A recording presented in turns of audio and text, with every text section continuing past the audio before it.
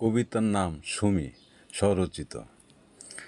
সুমি নামে একটি মেয়ে, ফুরফুরে হাওয়া যেন তার খেয়ে, চোখে তারার আলো, মিষ্টি হাসিতে মনটা ভালো।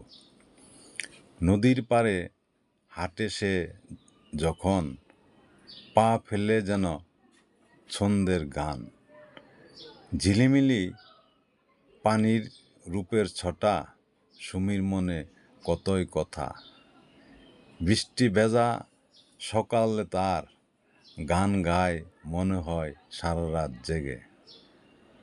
ফুলের গন্ধে ভরে ওঠে সুমির এই ছোট্ট খাঁচে। সুমি যদি হতো পাখি, উড়ে যেত আকাশের আঁকি।